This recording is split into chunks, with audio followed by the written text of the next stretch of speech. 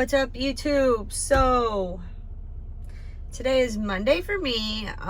No promises this video made it up and edited to you guys on Monday, but for the record, we are going to set the tone.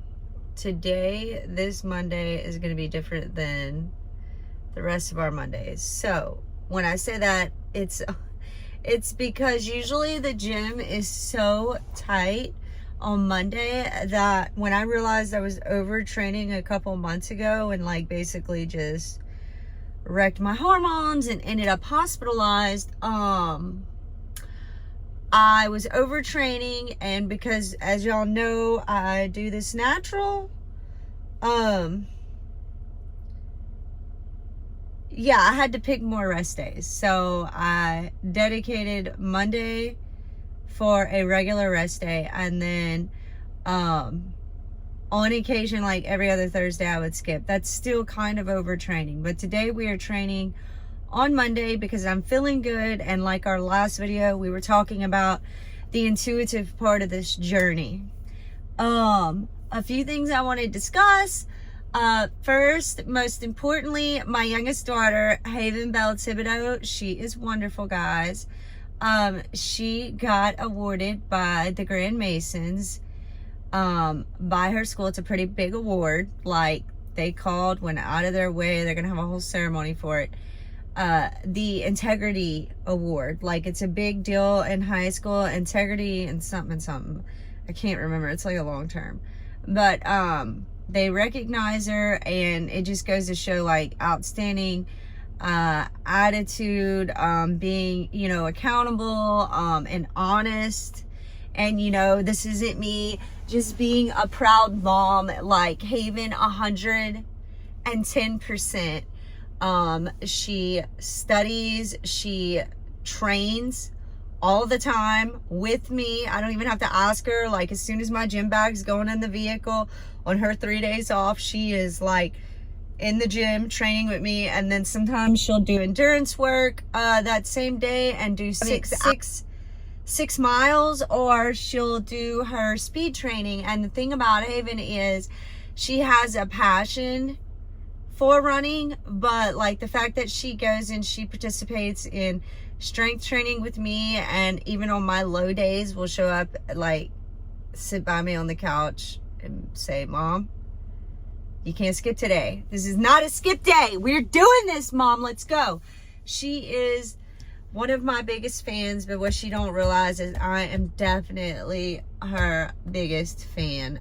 She motivates me, and she always is accountable when people aren't looking. She reads her Bible, does her chores. She meal preps for the week, when she's in school. So she makes sure she's properly fueled for her runs and her gym journey. And I just love the young woman that she is today. I'm proud of her, but I'm also excited to see the woman that she is becoming. So shout out to my little Haven Bell. Keep being awesome. There's actually, on that note, there's a girl I've been following on TikTok, Vanna, for a while. Vanna B, go look her up. She has probably like a greater following than me, but she shouldn't be hard to find. If y'all are my TikTok family, go ahead, slide into my friends. You'll see Vanna B, can't miss it. But her and her mom have been prepping together. Like, I slide in the mornings before my workouts, and they're very, very consistent. And it's her mom and it's her, and they are like prepping for a bodybuilding competition. And it's awesome because Haven and we strength train together. She lifts with me, and it's always wonderful. Like, it's always a great experience. Family that lives together stays together 100%. But as I was watching them today, like, I was like, that would be ideal for Haven and me to actually prep together and compete together. That would just be so awesome. It gives me chills talking about, because I could totally see that. But it's definitely mom and daughter goals. So from what I understand from watching Vanna, you know, from the beginning, like when I first started following her, I know that she also had like similar so y'all remember when I went like crazy on the keto diet, and skinnier was better, smaller was better, like on my TikTok family on here on YouTube. I know y'all know that, like Danny was all about counting those carbohydrates, and my relationship with food was not healthy at all, and I fluctuated from, man, like a bigger size, then got really small, and then started to get comfortable again. Didn't like that. Like, y'all know how it's been a fluctuation. Like, this has been a journey. So for the past 3 years, this bodybuilding journey has been important to me, because I'm learning how to take up space. And I'm learning that basically my eating disorders, really, it wasn't just a skin deep thing. I learned that through this bodybuilding journey, it was also, there was some mental healing. Like, there was some trauma that obviously I was not confronting and healing from, that planted that. So the weird thing is, like, when I was in elementary school and stuff, I've always been athletic, like all through school, even up until high school when I graduated. But you know, I never really was insecure about my weight or anything, and everyone always commented, you know, you're skinny, you're anorexic, blah blah blah. I guess you know that words have power, guys. And although I was bullied because I was too skinny, you know, that really backfired, because when I became an adult, I, you know, have been married for 21 years, 21, 22, been dating her for 25 or so. I don't know, not even 25, about 25. But after I had children, I had put on a lot of weight. And honestly, I still didn't visibly see anything wrong with me. But then I came across some comments, some communication about my weight, and what people visibly even thought about, like the few stretch marks that I've got. And let me say this, guys, like, I have not seen one bodybuilder on stage not have stretch marks. You are unrealistic if you really think that even these professionals that you like look up to, and you think like there's some goddess, okay? They have cellulite and they have stretch marks. And I am so tired of people trying to normalize that flawless is what you're getting. And that's one thing I would like to change about the bodybuilding culture. I think that bodybuilders and fitness influencers specifically seriously need to like communicate and talk more about the realistic approach and their body image, like the flaws, because we are women and we have flaws. And whether you are bodybuilding before or after children, I am here to tell you there will still be flaws on your body. And there are a lot of us women that stepped into our self-love journey after we had children and after we went through an ample amount of trauma.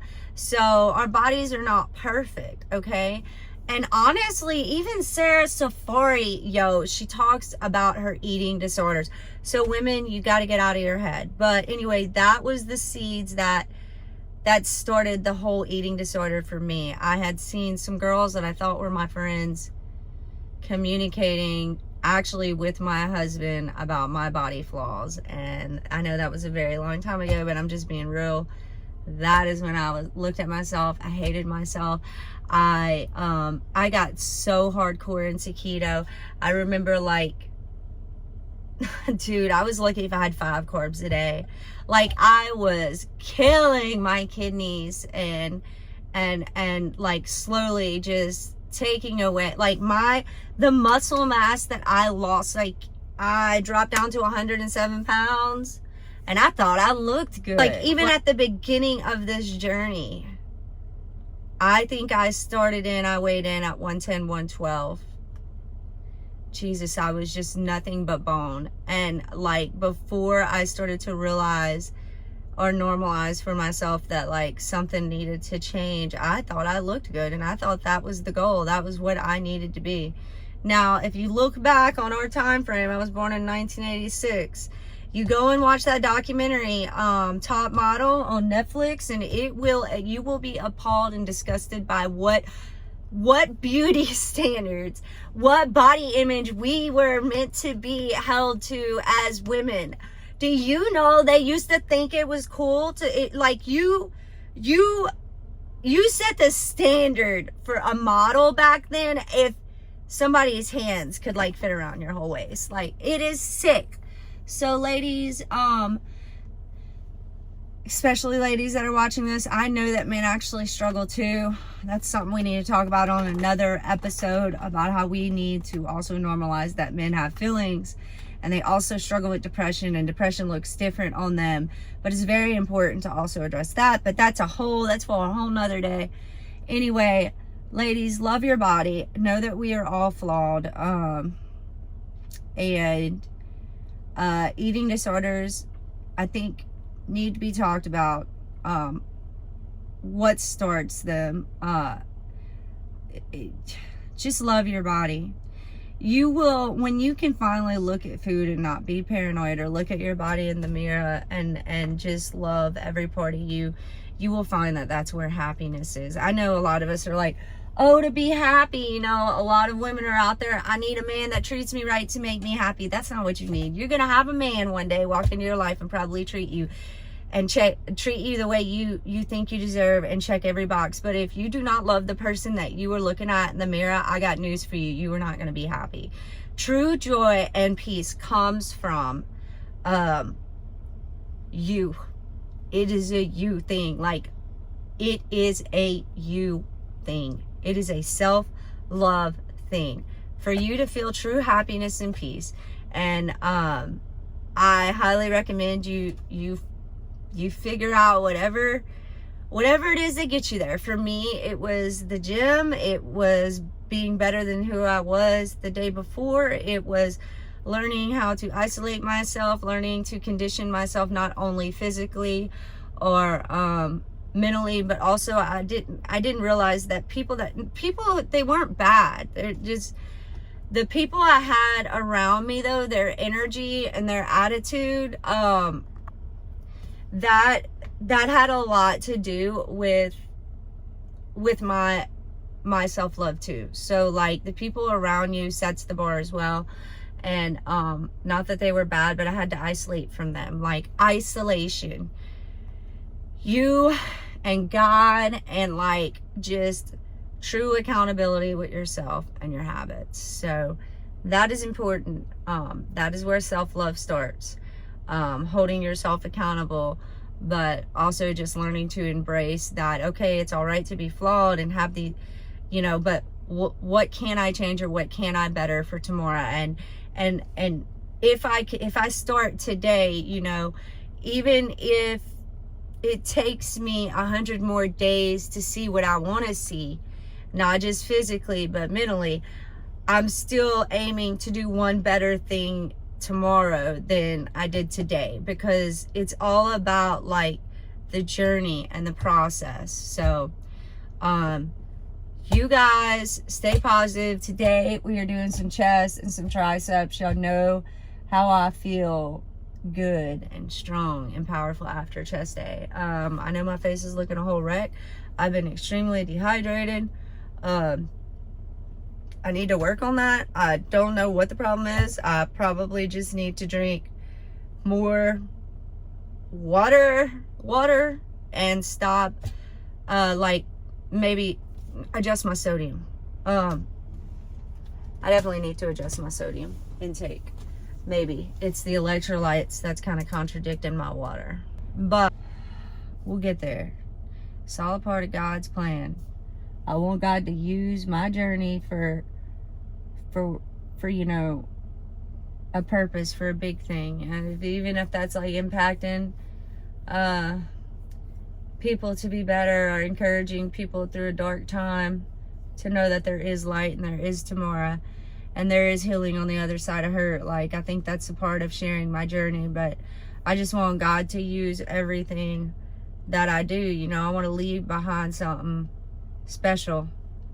I want people to remember me, you know, not just for the mom or, you know, just, I want to be remembered for something great. And I just hope that he uses that for his purpose. Like, I want him to take it. Like, I've learned to just give control to him, especially about, you know, my older daughter and her choices. So look, guys, we talked about Haven earlier. Like, she's doing wonderful things. That just goes to prove that there are some wonderful mothers out there that do not deserve the treatment that they get. Like, at a certain point, you cannot control your child and their decisions, and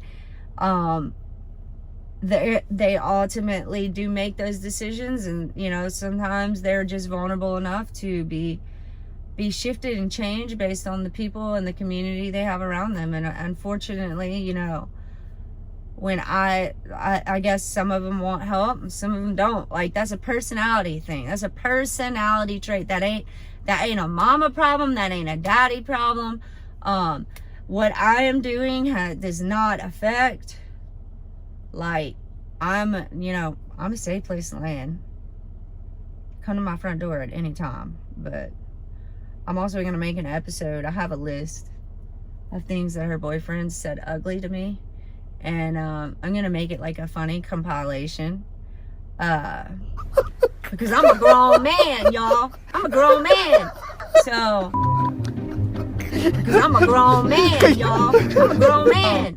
Anyway, then y'all are going to really, I think, truly see the change in me. Because anybody that follows me right now and that knew me 10 years ago and would know the way that I have been treated, y'all would be like, I'm very much impressed that you don't have a mugshot in an orange jumpsuit. So, you guys stay awesome. Be intentional today and tomorrow. Love the people you got around you. Life changes swiftly. And show some gratitude. And I'm going to check in with y'all after chest day. I may or may not get some footage today. I hate when I don't on chest day, because I feel like those are the days I'd like to look back on the most. But it's Monday, and, you know, I kind of try to respect other people and the space that they work out in, because not everybody's like confident enough to scroll and see themselves working out. And I get that. So guys, chest day was awesome. We killed it in there. I'm sorry I didn't get any footage. I was just really locked in and there was a crowd. We're still aiming to get 8K steps a day. I hope y'all are doing it too. Movement is important.